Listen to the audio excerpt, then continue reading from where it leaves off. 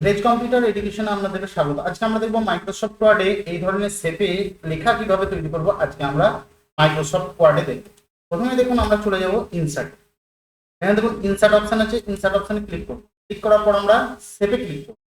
Shape থেকে এখানে একটা শেপ আমরা যে কোনো একটা শেপ নিয়ে নেবো। ধরুন এই শেপটা নিলাম, নেওয়ার পর এই ধরনের শেপটাকে তৈরি করব। শেপটা তৈরি করার পর শেপের ঠিক মিডিলটাতে গিয়ে কার্সারটা এরকম চিহ্ন থাকবে, তখন রাইট ক্লিক করবো।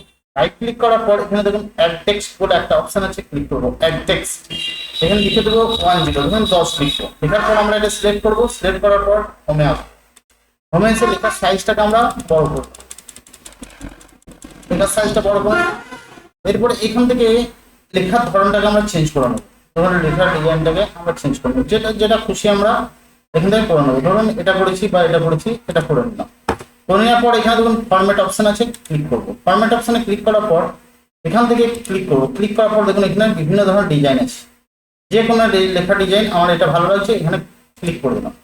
ক্লিক করার পর আমরা এটাতে ক্লিক করলাম। ক্লিক করার পর দেখুন এখানটাতে চলে আসবো শেপ আউটলাইন। শেপ আউটলাইনে একটা বর্ডার দিয়ে দিলাম, লাল রঙের যে গোল্ড রঙের একটা শেপ বর্ডার চলে গেল। এবার শেপ ইফেক্টে চলে আসবো। আসার পর দেখুন এখানে বিভিন্ন ধরনের ইফেক্ট আমরা দেখতে পাবো। 3D দেখতে পাবো, নিচে দেখতে পাবো। যেটা ভালো লাগবে সেটা এখানে আমরা দেবো। ধরুন আমি শ্যাডোতে গেলাম, শ্যাডো থেকে এটা ভালো লাগছে বা এটা ভালো লাগছে বা এটা ভালো লাগছে, যেটা ভালো লাগবে সেটা আমরা এখানে ক্লিক করবো। ক্লিক করার পর আমরা এটা বাইরে ক্লিক করবো। বাইরে ক্লিক করে দিলেই দেখুন মাইক্রোসফট ওয়ার্ড শেপের ভিতরে আমরা এই ধরনের লিখতে পারবো।